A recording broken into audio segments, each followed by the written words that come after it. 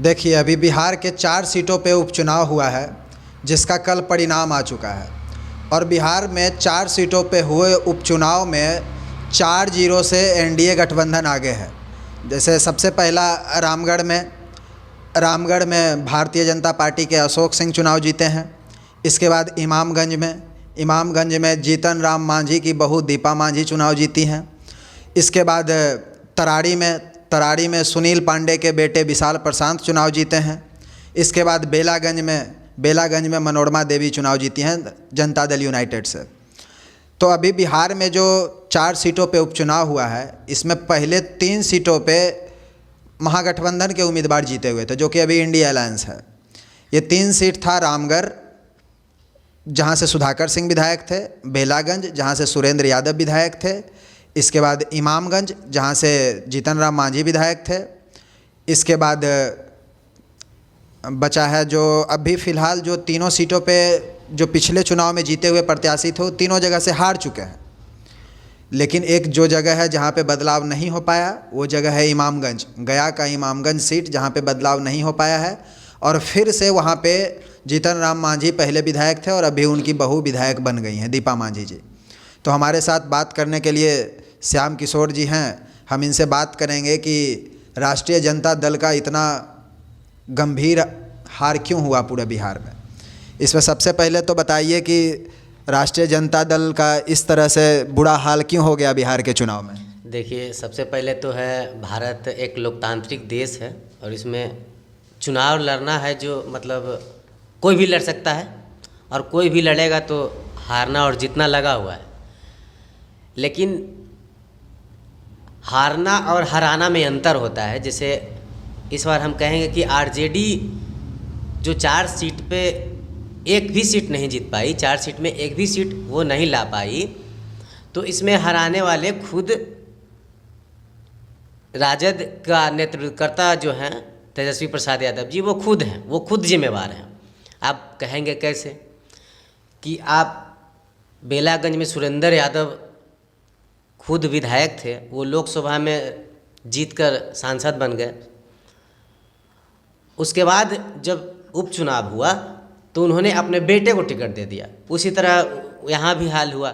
Jagdanand party कार्यालय के प्रदेश अध्यक्ष हैं और वो अपने बेटे को लड़ा दिए। मतलब कि ये जो नेतृत्वकर्ता लोग हैं ना राजद के, वो समझ रहे थे कि परिवारवाद है और जो हम ही लोग हैं, हम ऊपर जाएंगे तो नीचे हम अपने बेटे को रख देंगे, हम ऊपर जाएंगे तो नीचे अपने पुतोह को रख देंगे।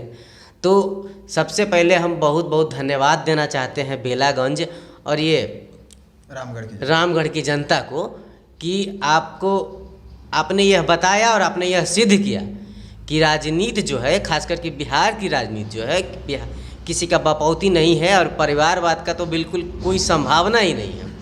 लेकिन थोड़ा एक चूक हुआ है कि जो हमसे जीतन राम मांझी की पुतोह, कौन सा सीट था? इमामगंज, गया का इमामगंज। हाँ, तो वो सीट से जो है उनकी पुतोह को हार होना चाहिए था, वो हार नहीं हुआ। थोड़ा सा चूक रह गया और थोड़ा सा बिहार की जनता जो है सिद्ध करने में, परिवारवाद को ध्वस्त करने में थोड़ा सा चूक कर दी है। उसको अगर ध्वस्त कर देता है तो हम मान लेते हैं कि बिहार की जनता जो है परिवारवाद नहीं चलने देगा और जातिवाद नहीं चलने देगा और जो है वंशवाद नहीं चलने देगा। इमामगंज में क्या हुआ इसके बारे में हम बताते हैं कि इमामगंज में भी जनता परिवर्तन चाह रहा था।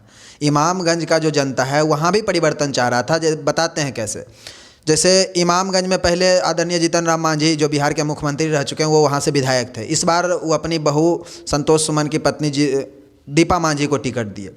ये जनता कन्फ्यूज हो गया, आखिर बदलाव करें तो किस रूप में बदलाव करें। क्या जनसुराज के प्रत्याशी को जिताया जाए या इंडिया अलायंस जो महागठबंधन के प्रत्याशी हैं उनको जिताया जाए। इस तरह से जनता कन्फ्यूज हो गया और कन्फ्यूजन के चक्कर में ये इमामगंज से फिर से आदरणीय जीतन राम मांझी की बहू दीपा मांझी जीत चुकी हैं। अगर हम जनसुराज का वोटर और आरजेडी का वोटर को एक साथ मिला देते हैं तो दीपा मांझी हार जाती हैं। तो इस तरह से वहाँ का जनता कन्फ्यूज हो गया। बदलाव वहाँ की भी जनता चाह रही थी, लेकिन किसी प्रकार से बदलाव नहीं हो पाया क्योंकि वोट में बंटवारा हो गया जनसुराज और राजद में। तो इस प्रकार से उनका जीत हो गया। आपने कहा कि वोट में बंटवारा हो गया, तो हम इस बात को नहीं मानते, हम इस बात को बिल्कुल खारिज करते हैं। ये लोकतंत्र है, कई तरह के निर्दलीय प्रत्याशी भी लड़े होंगे, उसका कोई काउंटिंग नहीं है और न उसको टीवी पे दिखाया जाता है।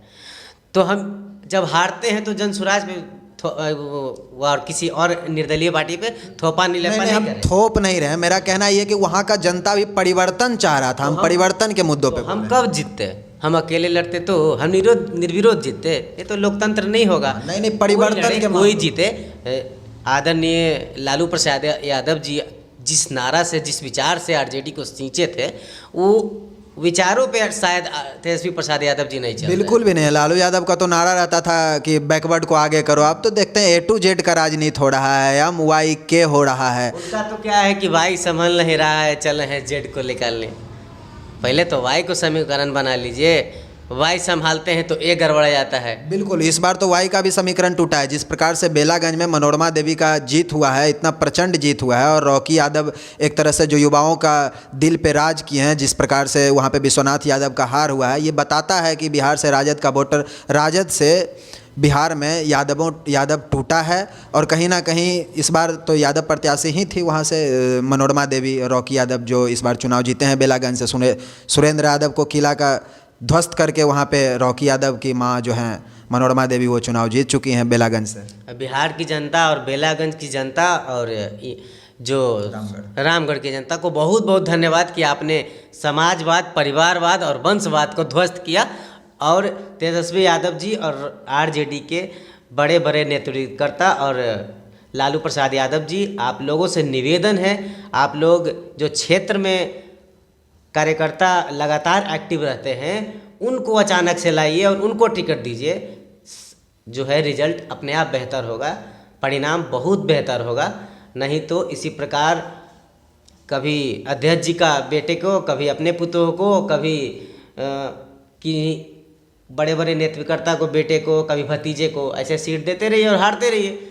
बिल्कुल, इस प्रकार से हमको रामगढ़ पे भी कहना है। जैसे आदरणीय जगदा बाबू बिहार के प्रदेश अध्यक्ष आरजेडी से, उनका बेटा सुधाकर सिंह उनको MP में टिकट दे दिए, एक बेटा थे उनको MLC में टिकट दे दिए, एक बेटा है अजीत कुमार सिंह, उनको इस बार विधायक में टिकट दे दिए। हमको तो लगता है एक आध को और बेटा रहता तो उसको अपनी राज्यसभा सांसद में भेज देते आरजेडी से।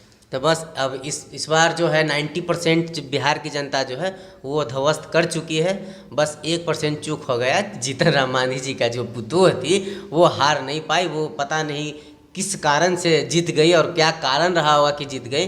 लेकिन मैं आदर करता हूँ, मतलब विनम्र रिक्वेस्ट करता हूँ बिहार की जनता और सभी विधानसभा क्षेत्र की जनता से कि आप लोग इसी तरह समाजवाद, वंशवाद और परिवारवाद को ख़त्म कीजिए। तो इस बात पे क्या कहते हैं? आने वाला 2025 में जो बिहार विधानसभा का चुनाव हो रहा है, उसमें भी लोग परिवारवाद को वोट ना करके समाजवाद और राष्ट्रहित और बिहार के हितों में वोट करेंगे? बिल्कुल करेगी, बिल्कुल करेगी। मैं आग्रह करता हूँ बिहार की जनता से। अच्छा, अभी इस पे बात हो गया। अब हम बात करेंगे बिहार में एक उभरता हुआ नया पार्टी जनसुराज है, जिसके संस्थापक सदस्य प्रशांत किशोर जी हैं, जो कि राजनीति के बहुत अच्छे समझ रखते हैं। उनका बहुत बड़ा दावा था कि 4 सीट हम जीत रहे हैं। खैर, राजनीति में इन तरह के दावों का कोई मूल नहीं होता है, सभी लोग करते हैं। लेकिन क्या आप प्रशांत किशोर पे क्या कहना चाहेंगे, जो कि 4 सीटों पे पूरी तरह से हार हुआ है उनका? देखिए, लोकतंत्र है, मैंने शुरू में ही कहा कि लोकतंत्र है, यहाँ कोई भी चुनाव लड़ सकते हैं। प्रशांत किशोर ने अपना बाजी खेला, हार गया। 1800, 2500, 3400 वोट लिया है। आपको क्या लगता है बिहार में जो आने वाला विधानसभा का चुनाव एक अच्छा मतलब मैनेजमेंट है, अच्छा मैनेज करते हैं, धीरे धीरे राजनीति सीख जाएंगे। और राजनीति सीखना नहीं है, राजनीति वो सीखे हुए हैं। लेकिन बिहार की जनता के दिलों में एक जगह बनाना और कार्य को करना, हम एक पटना के किसी हॉल में, गांधी मैदान में भीड़ लगा देने से नहीं होता है। पैसा, भीड़ तो आजकल पैसा पे लगता है। आपने एक एग्जाम्पल देखा होगा कि एक झारखंड के प्रत्याशी या फिर कहीं के हैं जो जिनका फॉलोअर सोशल मीडिया पे शायद 5 मिलियन है, और एजाज खान है महाराष्ट्र से। उनका वोट पता नहीं बहुत कम आया, अपेक्षा से कम आया, मतलब उम्मीद से कम आया। तो भीड़ से अगर सरकार तय हो जाता तो शायद जनसुराज के नेतृत्वकर्ता प्रशांत किशोर जो है सरकार बना लेते हैं। तो आपको क्या लगता है 2025 में जो बिहार में विधानसभा का चुनाव होने जा रहा है, उसमें प्रशांत किशोर का क्या रोल रहने वाला है? मेहनत करें। बिल्कुल, तो अभी आप देख रहे थे, हमारे साथ श्याम किशोर जी बने हुए थे, और आप इस वीडियो के माध्यम से आप अपना राय विचार कमेंट बॉक्स में दे सकते हैं। बाकी धन्यवाद।